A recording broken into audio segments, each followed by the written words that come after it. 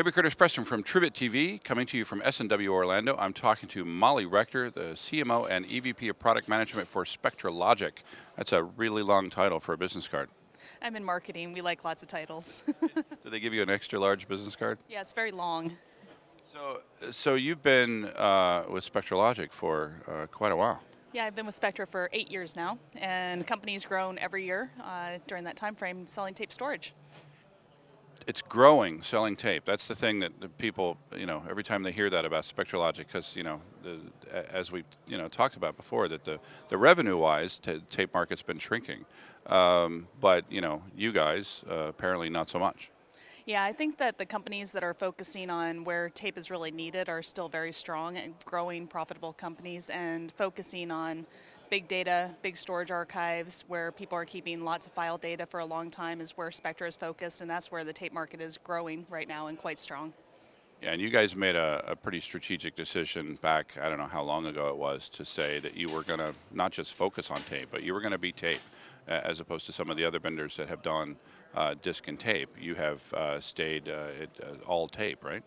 Yeah, it's been a good choice that Spectra made, that we're a good partner to the disc companies, that we're not competitive to them, so if they need a tape storage solution, they like to bring Spectra into those deals. And we've invested anywhere from about 12 to 16% of our year-over-year R&D back into tape storage, and been able to make some really cool changes to the storage infrastructure that makes it appropriate for online storage. And you have created over the years and recently with your really giant, the one that I saw there in your headquarters. What's the name of that product? That's our Tfinity. It's Tfinity and beyond. Nice. So so describe that for those that aren't familiar with that product. So Tfinity is the highest capacity storage system in the world, regardless of what kind of storage medium is. It is tape-based, LTO, and the IBM TS1140 tape.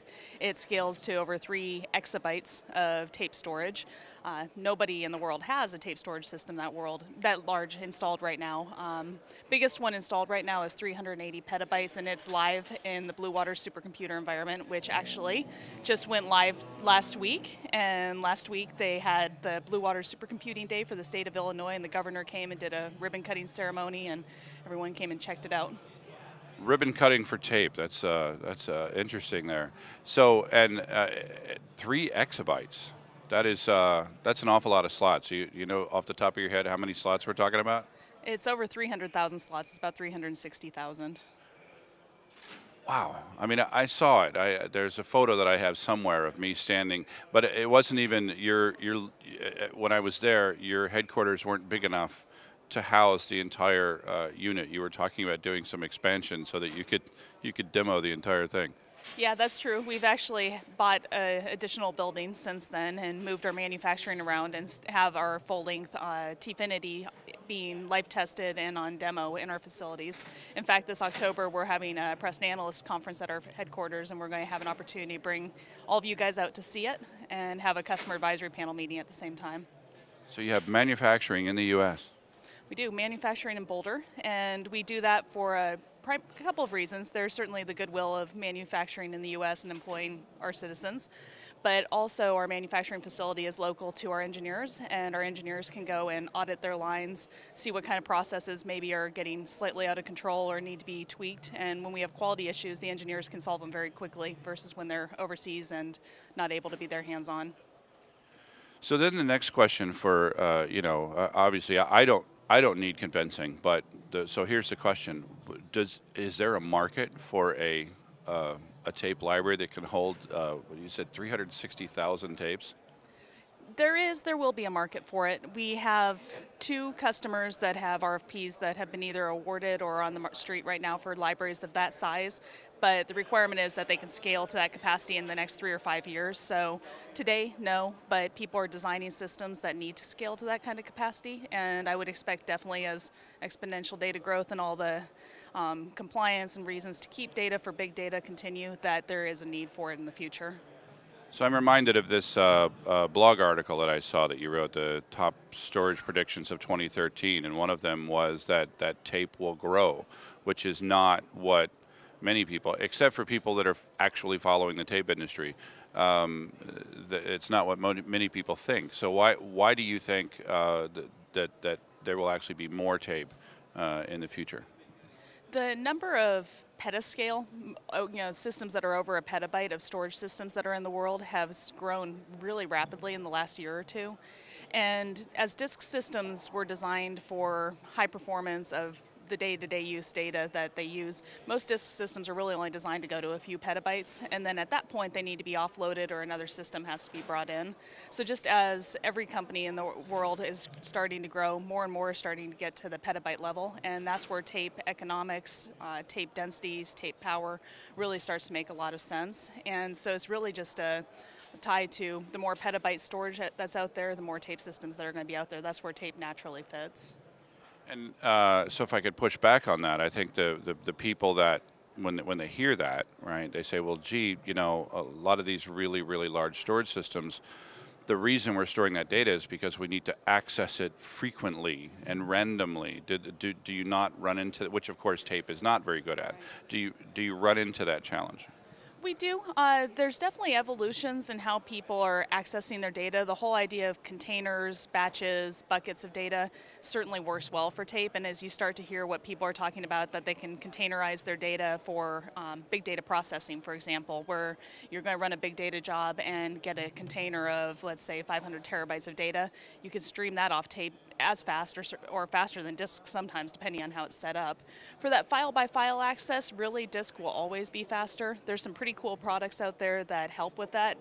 The Crossroads Strongbox, for example, will cache it with some SSD sitting in front of the tape library and header files, so you get that instant access or response to the applications. So it really just depends on what a customer is looking for. Disk will always be faster for random access. There's some cool tools that if your data is all sitting out on tape and you need random access, that help to speed it up. But if you can batch up and bucket up your data when you put it on tape and take advantage of how fast it can stream, it's really a good fit. So sometimes it's changing the way you're managing your data or utilizing your data if you want to take advantage of a tape storage system. And IT does have to change over time on how they're doing things. So, looking again at that, thinking back to that list, do you remember, of the 10, any others predictions that come to mind?